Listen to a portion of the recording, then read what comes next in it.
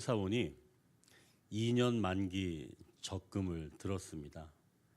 보니까 연 한 4%대의 이자가 있어서 내가 목돈을 좀 마련을 해야 되겠다라고 하는 그런 생각이 있었는지 이 회사원이 2년 만기 적금을 들게 되었죠.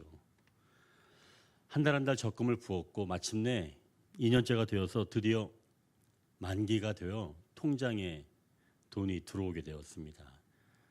많은 금액이었어요. 2천만 원 넘는 그런 금액이었는데요. 이 회사원은 이 돈을 들고 어디를 갔을까요? 자동차를 구매하러 갔을까요? 아니면 배낭여행을 준비했을까요? 하지만 무슨 영문인지 이 회사원의 입에는 웃음기가 하나도 없었습니다. 정말 기뻐해야 하는 순간인데도 그는 기뻐하지 않았던 거죠. 오늘 본문에서도 즐거워해야 할 순간인데도 하나도 기뻐하지 않는 바로 그런 사람이 등장합니다. 오늘 바로 압살롬인데요. 23절을 한번 보십시오. 23절을 보니까 만 2년 후에라고 하는 말씀이 있습니다. 여기에서 만 2년 후라고 하는 표현은 압살롬의 그 누이 동생 다말이 자기의 이복형 암논에 의해서 성폭행을 당한 뒤 그로부터 2년이 지났다는 겁니다. 그 2년 후에 압살롬이 지금 양털을 깎는 일이 있어서 왕의 모든 아들을 청하였다는 거죠. 사실은 일상이 굉장히 평범해 보이기도 하고 오히려 축제 현장입니다. 양털 깎는 날에 대해서는 우리가 앞에 읽었던 사무엘상 25장에 나오는 내용이 있습니다. 거기 다윗이 나오는데요. 이 다윗이 나발이라고 하는 사람이 양털 깎는 날이 되어서 이 다윗이 자기의 부하들을 보내서 나발에게 보내서 양털 깎는 날이니까 좋은 날로 여겼기에 이 부하들을 보내서 먹을 것을 구하는 내용이 이 사무엘상 25장에 나오죠. 그렇다면은 이 양털 깎는 날은 축제입니다. 농사 짓는 사람에게는 추수와 같은 날이고 이 목축업을 하는 사람에게는 양털 깎는 날이 제가 조금 전에 이야기했던 적금을 붓고 다시 찾는 날 그런 날과 같다는 거예요. 그런데 지금 압살롬은 기뻐하지 않은 겁니다. 왜 그러냐면 28절 한번 보십시오. 압살롬이 이미 그의 종들에게 명령하여 이르기를 너희는 이제 암논의 마음이 술로 즐거워할 때를 자세히 보다가 내가 너희에게 암논을 치라 하거든 그를 죽이라. 두려워하지 말라. 내가 너희에게 명령한 것이 아니냐. 너희는 담대히 용기를 내라 한지라. 압살롬은 지금 적금은 들긴 들었지만 그 목돈으로 결국은 사람을 죽이는 일을 하고 있기 때문에 양털 깎는 축제일임에도 불구하고 기뻐하지 못했던 겁니다. 이렇게 미움이 쌓이면 좋은 것도 누릴 수가 없다는 거죠. 압살롬은 암논 바로 다음에 왕이 될 수 있는 사람입니다. 또 이 압살롬은 멋진 외모를 가진 그런 호감을 주는 인물이에요. 그런데 지금 압살롬은 왜 이렇게 가장 좋은 것도 누리지 못하게 되었을까요? 오늘 본문 바로 앞에 있는 21절, 22절을 한번 보십시오. 다윗 왕이 이 모든 일을 듣고 심히 노하니라. 압살롬은 암논이 그의 누이 다말을 욕되게 하였으므로 그를 미워하여 암논에 대하여 잘잘못을 압살롬이 말하지 아니하니라. 이렇게 말씀합니다. 자기 여동생이 이 이복 형님에게 성폭행을 당한 이런 엄청난 일에 대해서 자기 아버지 다윗이 분노는 했습니다. 그러나 아무런 조치를 하지 않은 거예요. 그냥 지나갔기 때문에 이 압살롬은 할 말을 잃었던 겁니다. 이때부터 아버지와 형에 대한 미움이 이 마음에 하나씩 하나씩 쌓이기 시작했다는 거죠. 그게 얼마나 됐다고요? 2년이 된 겁니다. 아주 잘 미워하는 마음을 잘 쌓아둔 거예요. 이 노진준 목사님이라고 하는 분의 이야기인데요. 이분이 막내 아들을 한국에서 입양을 아주 어렸을 때 입양을 하게 되었답니다. 그런데 이 막내 아들이 항상 눈치를 보더라는 거예요. 그러니까 이 아들은 아빠에게 요구하는 것이 없었다는 겁니다. 한 번은 큰 형이 이 막내의 장난감을 딱 빼앗았다는 거예요. 근데 이 막내가 괜찮아 이렇게 이야기하고는 자기 방으로 들어가서 울더랍니다. 보통은 아빠 형이 내 거 장난감 뺏어갔어요. 내 거 좀 뺏어주세요 라고 이야기를 하든지 아니면 형한테 때를 쓰든지 해야 될 텐데 그냥 이 막내는 자기 방으로 들어가서 울더라는 거죠. 근데 이 막내가 초등학교 때였는데요. 한번 오후에 목사님에게 전화를 했더랍니다. 학교에서 놀다가 다리를 다쳐서 지금 일찍 끝나고 집에 와 있다는 거예요. 그래서 많이 다쳤냐고 물어보니까 좀 아프다고 이야기를 하더랍니다. 그래서 이 목사님이 신경이 쓰여서 같은 교회에 있는 그 한의사 하시는 집사님에게 부탁을 드려서 이만저만해서 지금 제 아들이 집에 있으니 좀 부탁을 드립니다 라고 이야기를 했고 이제 이 목사님은 막내 아들한테 이야기를 했다는 거예요. 지금 집사님이 가실 거니까 침 맞으면 괜찮아질 거야. 그리고 약속한 대로 우리 내일 모레 어디 좀 멀리 가야 되니까 그때 가자. 근데 이렇게 이야기를 했더랍니다. 그리고 이제 저녁에 가서 이렇게 좀 보고 새벽에 이제 이 노진주 목사님이 새벽 기도회 때문에 일찍 나오시는데 그 막내 아들 방에 불이 아직 켜져 있더라는 거예요. 그래서 들어가서 보니까 이 막내 아들 얼굴에 보니까 이 눈이 퉁퉁 부어 있더라는 거예요. 밤새 울었던 거죠. 많이 아프니? 그랬더니 이 막내 아들이 좀 아파요. 이렇게 이야기를 하더라는 거예요. 그래서 이제 이 목사님이 수요일이고 하니까 그럼 낮에 또 그 한의사 집사님 모셔서 침 놔드릴 테니까 그러면 이제 괜찮아질 거야. 그러면 이제 우리가 비행기 타고 가자. 이렇게 이야기를 하고 이 목사님이 교회를 갔는데 계속 마음에 이 신경이 쓰였다는 거예요. 그래서 교회 사정을 좀 양해를 구하고 집에 가서 이 막내 아들을 데리고 병원 응급실로 갔습니다. 가서 이제 엑스레이를 딱 찍어 보니까 이 아이가 다리가 부러져 있던 거예요. 뼈가 2개나 부러져서 겹질려 있었던 겁니다. 그러면서 의사 선생님이 하는 이야기가 이 아이가 상당히 아팠을 텐데 이야기하지 않았나요? 그러면서 많이 아팠을 텐데 정말 대단하네요 라고 의사 선생님이 이야기를 하더랍니다. 그 이야기를 듣고 목사님이 너무나 마음이 아팠다는 거예요. 그래서 바로 수술을 하고 이제 깁스를 하고 이 막내 아들을 차에 딱 태우고 출발하는데 그때 막내 아들이 딱 2마디를 하더랍니다.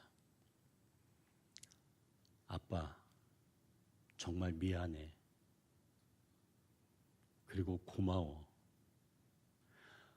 그 이야기를 이 목사님이 듣는데 갑자기 속에서 막 분노가 치밀어 오르는 거예요. 그래서 아이한테 소리를 쳤답니다. 이놈아, 그럴 때는 미안하다 그러는 게 아니야. 그럴 때는 잘못했다 그러는 거 아니야. 고맙다 그러는 거 아니야. 그럴 땐 화를 내는 거야. 아빠 들었지? 목회가 중요해? 내가 더 중요해? 아빠는 지금 내 다리가 부러졌는데 아빠는 관심이나 있어? 어떻게 나보고 참으라고만 하는 거야? 이게 말이 되는 거야? 그러면서 목사님이 그때 생각이 든 것은 이 아들이 아직도 나를 아빠라고 생각하지 않나? 하는 그런 생각이 들더랍니다. 나를 아버지라고 생각하지 않아서 얘가 나한테 화를 내지 못하는 건가? 그런 생각이 들었다는 겁니다. 시편 44편 23절에 이렇게 말씀합니다. 주여 깨소서 어찌하여 주무시나이까? 일어나시고 우리를 영원히 버리지 마소서.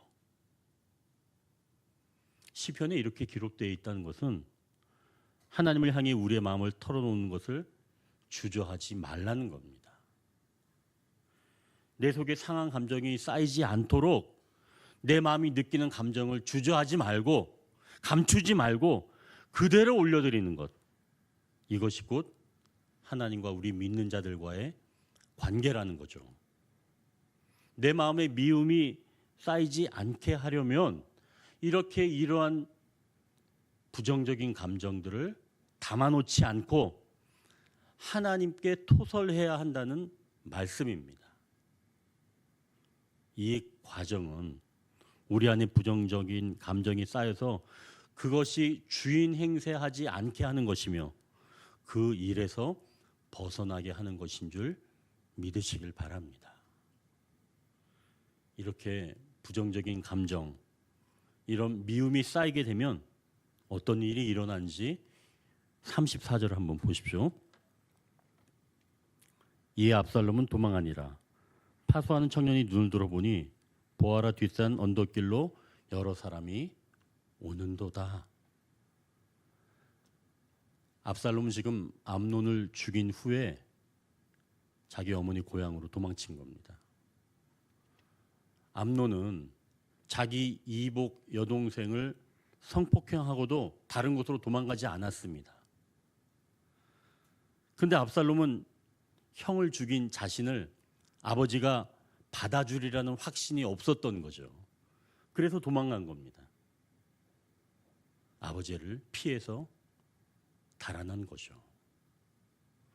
그리고 다윗은 모든 아들들이 죽었다는 소문을 듣고 큰 슬픔에 빠지게 됩니다. 사실 왕이라고 하는 직분은 가장 고급스러운, 가장 최고의 정보를 얻는 사람이 왕이죠. 그런데 왕이 그런 최고의 정보를 이제는 얻지도 못하고 오히려 소문에 의해서 사실을 확인하는 지경에 이르게 된 겁니다. 물론 이제 급박한 일이라고 하지만 이제는 다윗에게 정확한 정보를 제공하는 사람이 없다거나 또는 그것을 분석할 힘이 사라져간다는 것은 아닐까요? 결국 다윗이 이렇게 어두워지게 되니까 그 곁에 심히 간교한 자가 나타나게 되었습니다. 이전에 암논의 마음을 부채질해서 성폭하게 만들었던 이 요나답이라고 하는 친구가 다윗을 찾아오게 된 거죠. 그런데 이 요나답은 모든 아들이 죽지 않고 암논만 죽었으리라 라고 말해줍니다. 그건 암논이 압살롬의 누이 다말을 욕되게 한 날부터 압살롬이 결심을 했었다는 거예요. 심히 간교한 이 요나답이 정확하게 알고 있는 겁니다. 반면 왕은 아나요? 모르죠. 왕은 총기가 완전히 사라졌습니다. 예전의 그 모습이 아니죠. 다윗은 밧세바 사건 이후에 분명히 영적인 침해를 받기 시작을 했고 예전 같으면 압살롬이 암논을 죽이기 전에 이미 아마 정리를 했을 텐데 자신의 죄와 같은 그런 성적인 문제이기에 이 다윗이 그것에 아주 미온적인 그런 태도를 보였던 거죠. 아무런 말을 하지 못했던 겁니다. 그래서 이 다윗은 사실은 자기의 그 죄를 덮어버리기 위해서 아주 은밀하게 우리아를 제거할 계획을 세웠던 거죠. 이렇게 하면 자기의 죄가 드러나지 않고 이제는 아무도 모를 것이다. 그래서 우리아를 죽이려고 했습니다. 그런데 그때 몇 명이 더 죽게 돼요. 우리아 말고 다른 부하들까지 죽게 되죠. 분명히 애꿎은 죽음이었습니다. 하지만 지금 압살롬 보십시오. 압살롬은 은밀하게 하지도 않아요. 백주에 다 드러나게 하는 겁니다. 그리고 사람들 보는 앞에서 죽이기도 하지만 다윗처럼 애꿎은 사람을 죽이지는 않습니다. 표적을 딱 해서 암논 한 명만 죽이는 거죠. 그런 면에서 본다면 다윗보다는 압살롬이 좀 나은 것 아닌가요? 압살롬이 암논을 죽이고 아버지를 피해 멀리 달아났지만 실상 여기에서 보면 다윗도 하나님과 관계가 멀어진 것 아닐까요? 다윗에게는 자신을 미워하는 부정적인 감정, 그게 바르게 처리가 되지 않아서 하나님과 멀어진 것이며, 압살롬은 미워하는 감정을 드러내지 않아 폭발하게 되어서 결국은 아버지를 피해 달아나게 된 거죠. 그러니까 다윗이 하나님과 멀어진 것, 이것은 자기를 미워하는 그런 부정적인 감정이었다면, 압살롬은 자기가 미워하는 감정이 있었는데 그것을 충분히 드러내지 못했기 때문에 아버지와 관계가 멀어지게 된 것이죠. 결국 미워하는 마음이 쌓일 때 하나님을 피해서 달아나게 되는 것입니다. 자, 이제 37절 한번 보십시오. 압살롬은 도망하여 그술 왕 암미홀의 아들 달메에게로 갔고 다윗은 날마다 그의 아들로 말미암아 슬퍼하니라. 다윗은 압살롬이 암논을 죽이고 외가로 도망가 있는 동안 날마다 슬퍼했다는 겁니다. 결국 여러분 생각해 보십시오. 압살롬이 생각하기에는 나만 힘들다라고 생각할 수 있지만 아버지 다윗도 굉장히 힘들었던 거예요. 날마다 힘들었다는 거죠. 여기에서는 암논이 죽고 압살롬이 살았기 때문에 슬픈 게 아닙니다. 또 이거는 압살롬이 분명히 알아야 될 이 사실이면서 동시에 다윗이 알아야 할 사실이라는 거죠. 우리가 하나님을 떠나 있으면 하나님은 엄청나게 슬픔 가운데 계신다는 거예요. 그래서 생명을 주고 산 아들인데 그 아들이 아버지를 떠나 있다면 아버지로서는 엄청나게 큰 아픔이라는 거죠. 오늘 주제는 한 가지입니다. 나를 장악하고 있는 이런 부정적인 감정, 이런 것들이 내 마음에 쌓이지 않게 해야 한다는 것이죠. 하나님께 토로하지 않는 부정적인 감정은 분명히 내 영혼 몸에 영향을 주기 시작을 하고 그것이 장악하게 되면 그때는 전혀 다른 결과를 낳을 수가 있다는 겁니다. 아버지 하나님께 우리의 부정적인 감정, 그리고 우리를 집어삼키려고 하는 그런 감정을 드러낼 때 하나님은 우리의 상한 마음을 치료해 주시면서 그것에서 벗어나게 해 주시는 줄 믿습니다. 여러분, 그러니 다시 한번 기억하십시오. 내 안에 어떠한 사건 또는 어떤 일 때문에 생긴 모든 부정적인 감정들이 나를 장악하지 못하도록 우리는 그것을 다 드러내서 하나님께 토로해야 합니다. 그래야지만이 그 부정적인 감정이 나를 장악하지 못하고 내가 그것에서 벗어나 주체적인 인간으로 살아낼 수가 있다는 것이죠.